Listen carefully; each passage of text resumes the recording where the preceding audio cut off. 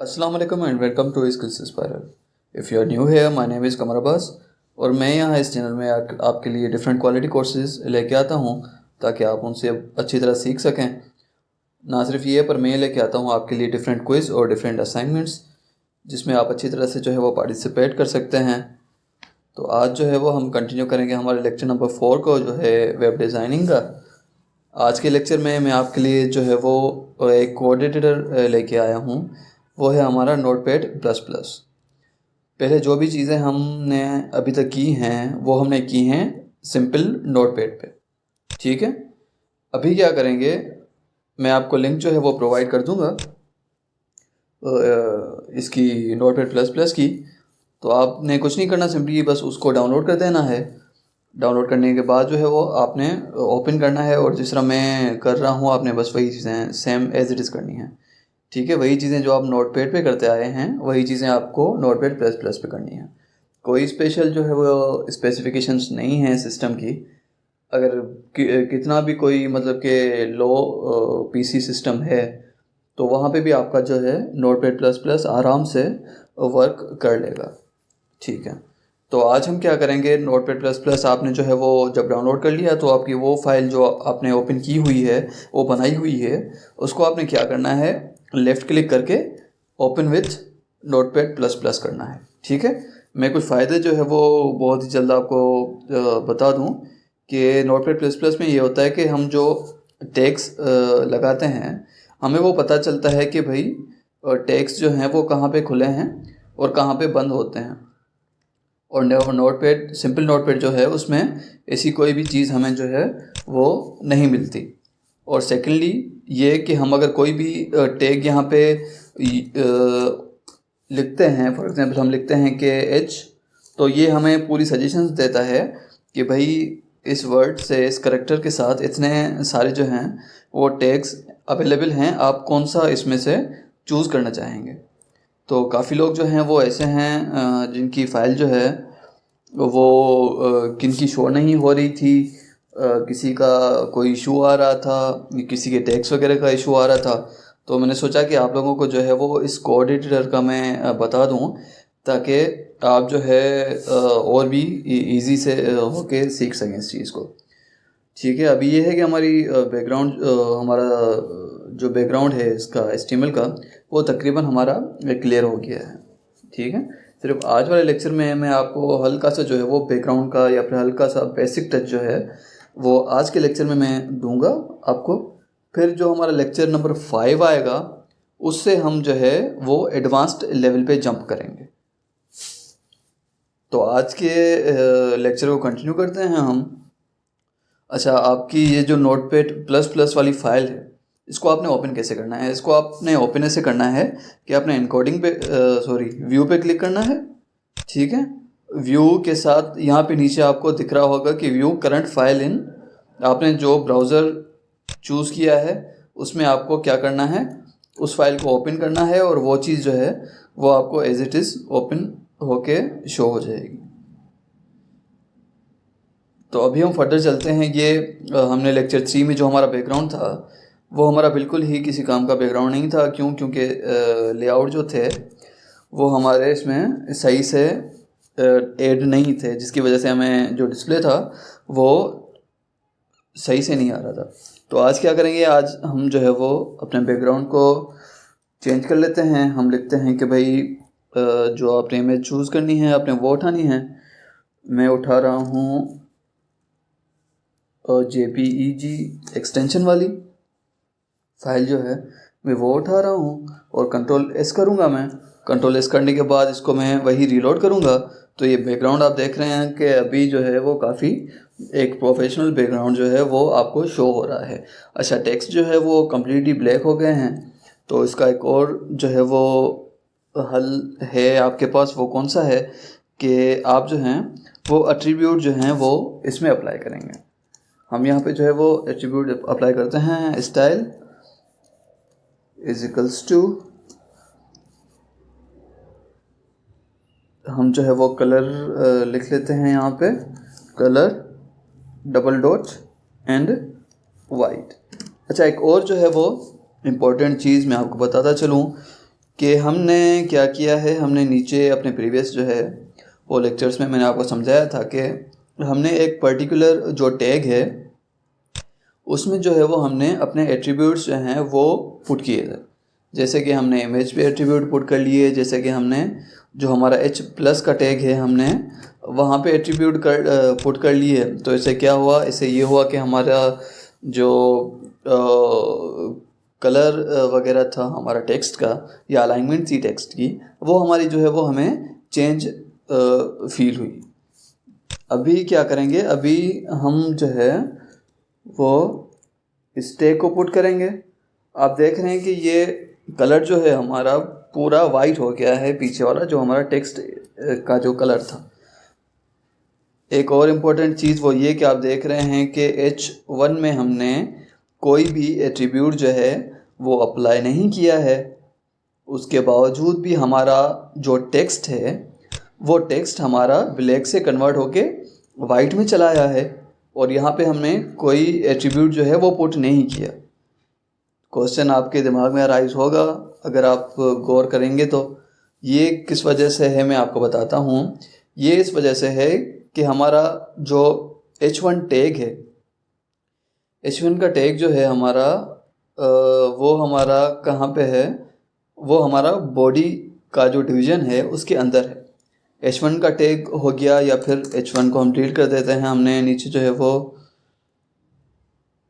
Text formatting जो है वो अप्लाई की हुई है। ओके, तो हमने यहाँ पे जो है कोई भी स्टाइल यहाँ पे इनपुट नहीं किया कि भाई इसका जो है वो कलर क्या हो, इसका वाइट कलर हो, इसका रेड हो, इसका ब्लैक हो। हमने कुछ भी अप्लाई नहीं किया। ठीक है, हमने यहाँ पे वाइट अप्लाई नहीं किया, पर उसके बाद भी टेक्स्ट क्या हो गया है, हमारा टेक्स्ट हमारा वाइट हो गया है। H1 इसको यहाँ पे ओपन कर देता हूँ मैं ताकि आपको क्लियरली शो हो। ठीक है, तो ये क्यों हुआ, ये इसलिए हुआ कि मैं आपको बता रहा था कि जो हमारा ये वाला टैग है ये हमारा कहाँ पे है, ये हमारा टैग जो है वो हमारा है विद इन बॉडी। ठीक है, हमने बॉडी का जो है वो यहाँ पे एक सेपरेशन बनाई है, स्ट्रक्चर बनाया है, जिसमें हमने क्या चीज़ रखी है, जिसमें हमने रखी है हमारी बॉडी। ठीक है, उसके बाद हमने जो किया है, उसके बाद हमने H1 का टैग ओपन किया है। इस H1 का टैग ओपन हमने कहाँ पे किया है, हमने किया है इस बॉडी के टैग के अंदर ही। ठीक है, उसके बाद हमने क्या किया है, इस बॉडी का जो है एट्रीब्यूट जो है वो हमने क्या किया है, कलर दे दिया है हमने वाइट। ठीक है, इससे ये हुआ कि आप यहाँ पे नीचे भले कुछ भी पुट कर लें। यहाँ पे हमने H1 का टैग जो है वो इसको यहाँ पे क्लोज किया। ठीक है, यहाँ पे नीचे हम जो है वो ओपन कर लेते हैं हमारा पैराग्राफ का टैग। ठीक है, P हमने जो है वो ओपन कर लिया, हमने कुछ भाई लिख लिया यहाँ पे, दिस इज़ पैराग्राफ। ओके, उसके बाद हमने क्या किया है, इसको ऑफ कर दिया, कंट्रोल एस करके हम आए तो ये वाली जो टेक्स्ट है हमारा, ये वाला भी टेक्स्ट हमारा वाइट है। ठीक है, अभी एक चीज़ आप नोट करेंगे वो ये है कि अगर मैं यहाँ पे लिखता हूँ कि इसका कलर क्या हो, इसका कलर जो है वो रेड हो, और उसके बाद कंट्रोल एस करके मैं रीलोड करता हूँ, तो ये कंप्लीट जो टेक्स्ट है हमारा यहाँ से लेकर नीचे तक वो सारा जो है हमारा कन्वर्ट हो गया है किसमें, रेड में। ये कन्वर्ट हमारा क्यों हुआ है, ये कन्वर्ट इसलिए हुआ है, भले हम इसके अंदर कितने भी टेक्स्ट जो हैं वो यूज़ कर लें, H यूज़ कर लें, H1 यूज़ कर लें, H3 4 5 6, हम भले पैराग्राफ का टैग जो है वो यूज़ कर लें, कुछ भी हम यूज़ करें, कुछ भी, अगर वो चीज़ आपकी किसी भी ऐसी डिवीज़न के अंदर है जहाँ पे आपने क्या किया है, आपने ऑलरेडी इसको यहाँ पे ऑर्डर दे दिया है कि भाई इसका जो कलर है वो ये होना चाहिए, उसके बाद नीचे आप कुछ भी कर लें, आपको कोई नीड नहीं है कि आप पैराग्राफ के सामने भी जो है वो एट्रीब्यूट डालें कि भाई इसका कलर जो है वो कोई और हो, इसका कलर जो है वो कोई और हो।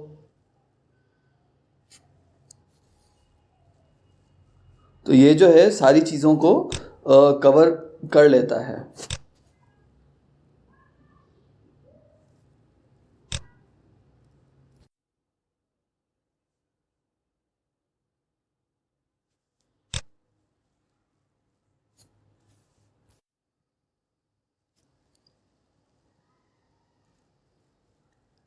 तो ये वाली चीज़ क्लियर है। अभी हम क्या करेंगे, अभी हम पुट करते हैं हमारी इमेजेस। मैंने आपको बताया था कि मैं जो हाइपर लिंक्स हैं उनके बारे में आपको बताऊंगा। उनके बारे में मैं जो है वो आपको बताता चलूँ कि हम यहाँ पे क्या करते हैं, हम ये वाली चीज़ जो है वो इसको क्लियर कर देते हैं। ठीक है, जो हमने टेक्स्ट फॉर्मेटिंग डाली हुई है यहाँ पे उसको हम क्लियर कर देते हैं। क्यों? क्योंकि हमें नीड नहीं है इसकी अभी। और हमने जो है हम पैराग्राफ को भी जो है वो कर देते हैं हमारा डिलीट, और H1 को भी हम यहाँ से डिलीट कर देते हैं। हेडर सेक्शन हमारा यहाँ पे बना हुआ है। उसके बाद हमारा यहाँ पे जो बॉडी है हमारी वो बनी हुई है। तो हम क्या करते हैं, हम यहाँ पे लिखते हैं हमारी बॉडी में कि हमें जो है वो क्या चाहिए। हमें चाहिए भाई एक इमेज। इमेज का जो टैग होता है वो आपको पता है कि क्या होता है, src होता है। उसके बाद इक्वल्स टू देते हैं हम। उसके बाद जो हमारा जो रेशो है जो हमारा वो देते हैं हम कि भाई किस चीज़ को ओपन करना है, लोकेशन देते हैं हम, वो हमने दे दिया। यहाँ पे हमारी इमेज जो है वो पुट हो गई, और देखते हैं कि आई है कि नहीं। यहाँ पे देख रहे हैं आप कि इमेज जो है वो हमें ब्रेक इन शो हो रही है। मतलब कि जो टैग है हमारा वो तो यूज़ हुआ है, पर जो हमारा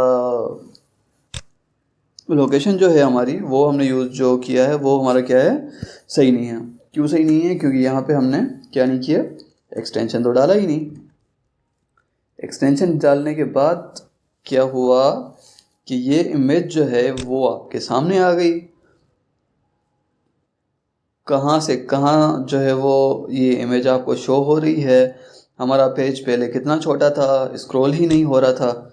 उसके बाद क्या हुआ है कि जैसे ही हमने इमेज पुट की है तो बहुत ही स्क्रॉल जो है वो हम कर सकते हैं इसको छोटे से बड़ा। सही है।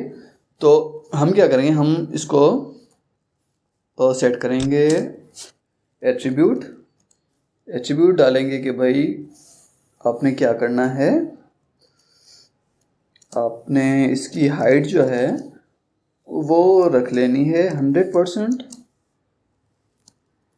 और इसकी विड्थ जो है वो भी आपने रख लेनी है 100%। और उसके बाद आपने कंट्रोल एस करना है। यहाँ पे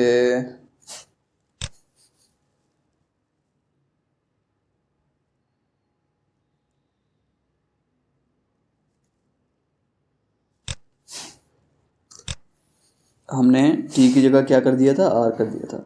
अच्छा, यही छोटी छोटी चीज़ें जो हैं, ये छोटी छोटी चीज़ें जो हैं वो क्या होती हैं, वो आपको डिस्प्ले जो है वो अपना नहीं देती हैं। आप क्या करते हैं, आप जो है वो एक दफ़ा ट्राई करते हैं, दूसरी दफ़ा ट्राई करते हैं, तीसरी दफ़ा ट्राई करते हैं, आपका डिस्प्ले नहीं आता, तो फिर आप जो है वो कंफ्यूज हो जाते हैं। फिर आप मुझे जो है वो टेक्स्ट करते हैं कि सर हमारा डिस्प्ले जो है वो नहीं आ रहा। आप भले मुझे टेक्स्ट करें, कोई प्रॉब्लम नहीं है, मैं हमेशा आपको जो है वो गाइड करूँगा। पर यह है कि आप एक बार जो आपका ये टेक्स्ट है उसका एक एक कैरेक्टर जो है या फिर एक एक टैग जो है उसको गौर से पढ़ा करें। अक्सर ये होता है, यही गलतियां होती हैं। ये तो हमारा बिल्कुल ही एक छोटा टैग है, कुछ भी नहीं है। जब हम प्रॉपर लेक्चर नंबर 5 से जो वेबसाइट है वो बनाना स्टार्ट करेंगे, नेविगेशन बार बनाएंगे हम, पूरी कंप्लीट एक वेबसाइट जो है वो हम क्रिएट करेंगे, तो उसमें क्या होगा, उसमें बहुत सारी जो है वो टेक्स्ट आपके सामने होंगे। तो वहाँ पे आपने क्या करना है, बहुत ही एहतियात करना है कि आपने टेक्स्ट जो हैं वो सारे करेक्ट डाले हुए हैं और आपने जो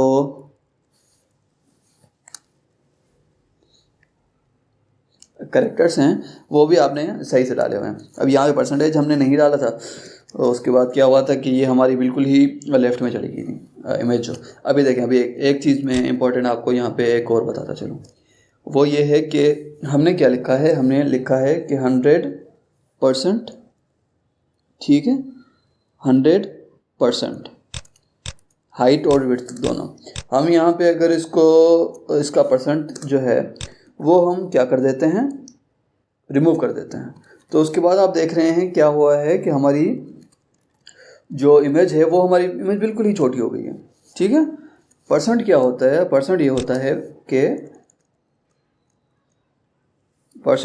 है कि जो भी स्क्रीन है हमारी, मतलब कि अगर आपकी वेबसाइट है, आपकी वेबसाइट अगर किसी मोबाइल में ओपन हो रही है, आपकी वेबसाइट किसी पीसी में ओपन हो रही है, किसी लैपटॉप में ओपन हो रही है, कहीं पे भी ओपन हो रही है, तो उसकी स्क्रीन जो होती है, उसकी पर्टिकुलर स्क्रीन जो होती है वो होती है 100%। मतलब कि 100% उसकी विड्थ होती है और 100% उसकी हाइट होती है। अब यहाँ पे जो भी आपने पुट किया है, आपने इमेज पुट किया, आपने XYZ कोई भी चीज़ पुट की है, उसको आपने क्या करना है, अगर आपने कंप्लीट अपनी स्क्रीन पे उस चीज़ को लेके आना है, तो आपने क्या करना है, आपने उसके आगे 100% बिल्कुल लगा देना है। अभी हम क्या करेंगे, अभी हमें जो है वो 100% नहीं चाहिए, हमें चाहिए है फॉर एग्जांपल समझ लेते हैं कि 20 बाय और 25 और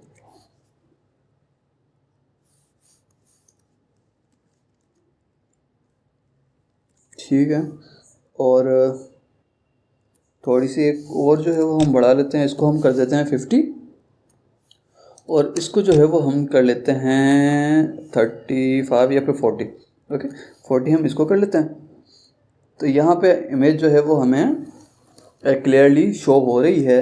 अभी आप पे डिपेंड करता है कि आप इसको कितना जो है वो इसकी विड्थ हाइट्स वगैरह जो है वो अपने हिसाब से टच करते हैं। मैं जस्ट एक सिंपल जो है वो आपके साथ शो कर रहा हूँ।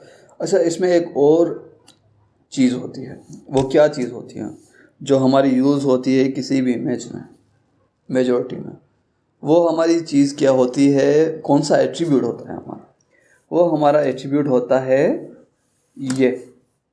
ये क्या है, ये है हमारा मार्जिन। मार्जिन क्या होता है, मार्जिन ये होता है हमारा कि हमारी जो एग्जिस्टिंग इमेज जो है वो हमारी क्या होती है, वो टर्न होके जितना भी हम उसको मेजरमेंट जितनी भी देते हैं कि भाई इतनी मेजरमेंट जो है आपने यहाँ पे मार्जिन लगानी है, तो वो क्या करता है, वो इमेज जो है वो उसको ये कोड नीचे भेज देता है। अगर कहीं पे मतलब कि सेटअप नहीं हो रहा आपका, कहीं पे भी लगानी है एक पर्टिकुलर, फॉर एग्जांपल कि मुझे भाई इमेज यहीं पर ही लगानी है और इमेज मुझे ऊपर नहीं लगानी, तो मैं अगर इसी चीज़ को मैं हटा देता हूँ तो क्या हुआ, तो इमेज जो है मेरी ऊपर चली गई। अभी मुझे नीचे जो है वो लेके आनी है, तो मैं क्या करूँगा, मैं यूज़ करूँगा मार्जिन को, ठीक है। इससे क्या होता है, इसकी आपकी इमेज जो है वो एडजस्ट हो जाती है। उसके बाद हम यूज़ करेंगे दूसरा टैग इम्पोर्टेंट, वो है हमारा पैडिंग का। तो पैडिंग जो है वो भी हम लगा देते हैं 50 और उसके बाद इसको भी कंट्रोल एस करके रीलोड करते हैं। तो आप देख रहे हैं कि इमेज जो है हमारी वो मूव हो रही है, मार्जिन में हमारी कुछ इस तरह से जो है वो मूव हुई है, और जब हमने पैडिंग लगाया है तो उसके बाद हमारी इमेज जो है वो कुछ इस तरह से मूव हुई है। तो ऐसे ही हमारे जो है वो बहुत सारे एट्रीब्यूट्स हैं